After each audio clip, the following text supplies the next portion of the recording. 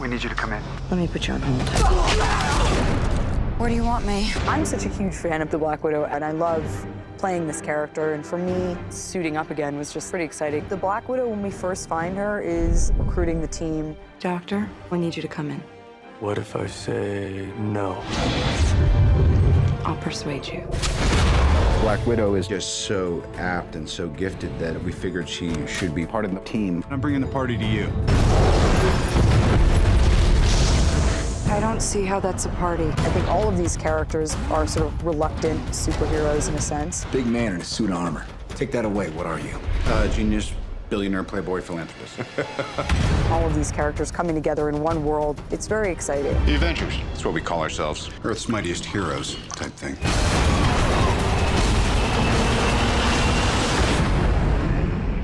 I think what makes this film stand out is the grounded nature with which Joss has infused this film. In my mind, a throwback to what people loved in Iron Man, the original. It's everything that Joss loves about sci-fi, which is being able to escape in this otherworldly reality, but have it still be heartfelt and sincere. This is Loki.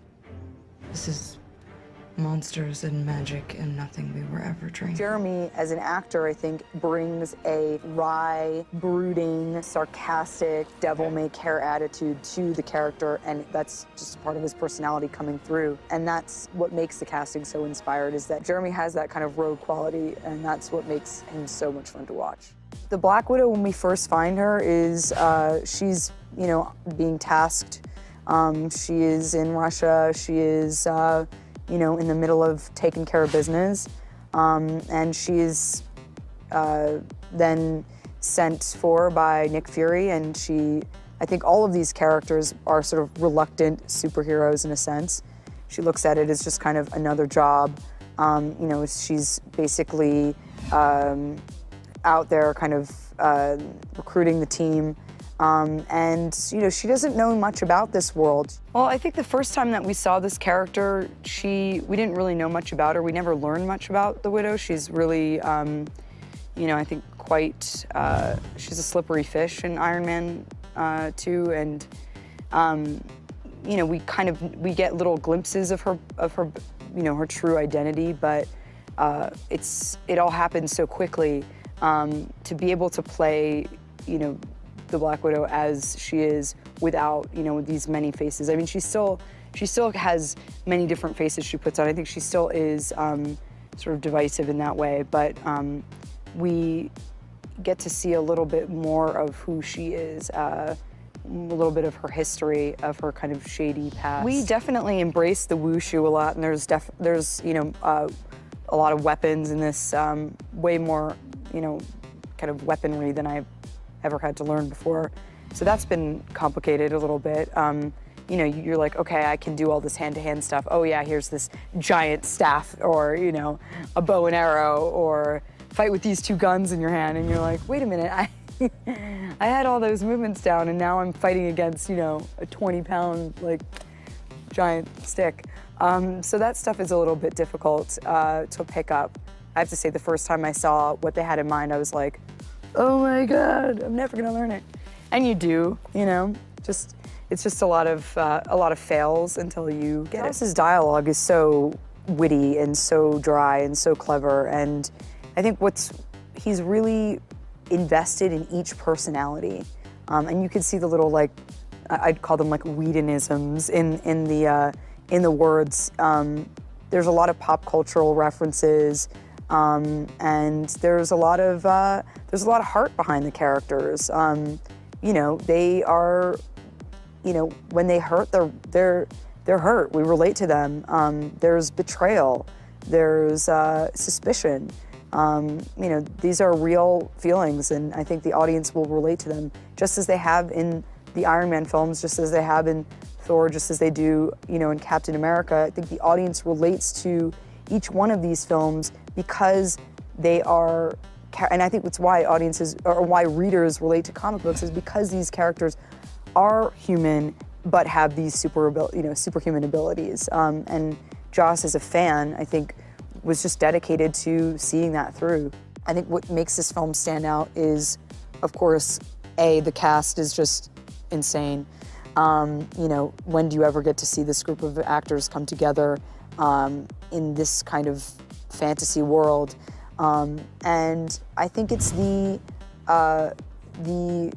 sort of the grounded nature with which this film, with which Joss has infused this film, that sort of is, I think, in my mind, a throwback to what people loved in Iron Man, the original, but it's with a kind of like sci-fi infusion in some way. It's everything that Joss loves about sci-fi, which is being able to escape in this sort of, you know, ultimate kind of otherworldly reality, but have it still be heartfelt and sincere. You know, if you ask Kristen out from statistics, she'd probably say yes. That's why I don't ask. Too shy or too scared? Too busy. When we first find Natasha and Steve, since Avengers, they have been tasked on many different missions together. They have gotten to know each other a bit. Natasha, what's your status?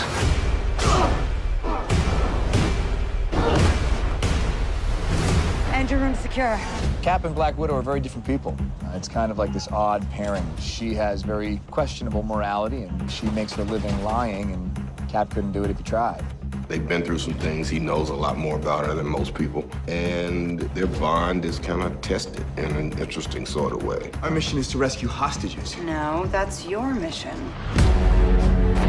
This character is a very strong, independent, intelligent woman who has seen the darkest places, so we get to play with that a little bit.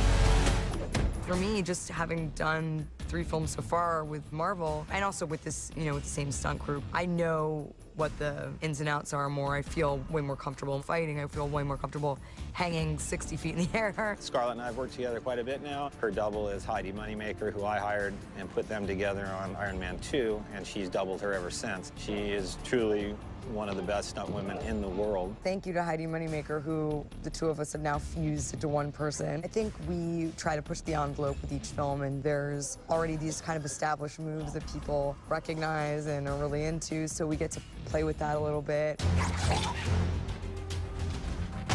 We sort of have a style, or we have her style, and so every time I come onto a new movie, I go with the flow, and then I start trying to put in really widowy, kind of flippy, twisty, lucha libre type fun moves so that she still has that flair to it. A lot of the stunts in this film involved a lot of wire work, a lot of like pelling down things. We had her up at about 3 stories inside of a ship with steel all around, and we dropped her down. You know, it was about a 30 or 40-foot drop, and she's shooting guns and very repeatable. It was safe, but she trusted us, and she did a great job.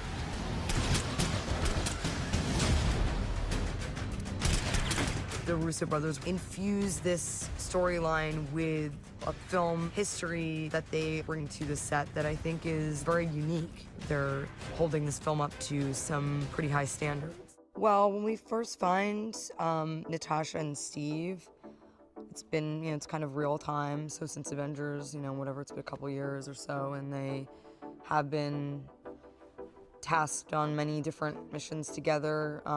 They're kind of just doing their job. Business as usual. They've gotten to know each other a bit, you know, so they have a more of a conversation, easy conversation between them than in Avengers, and that's kind of where we find her.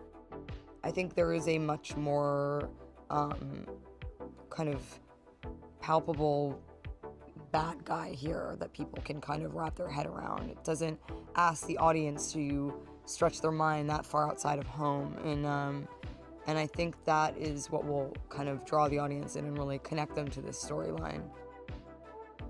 I think that there is so much to explore with Black Widow. Certainly, like, her past is something that's always been shrouded in mystery, and, you know, we continue to open up the story, give little, you know, kind of tidbits and throw the bone out once in a while as to where she came from and what her background is. So, I mean, I think there's a lot to explore there, and certainly where she's going. I mean, when you take a character who's had the past that she's had, who has seen the darkest places and who has chosen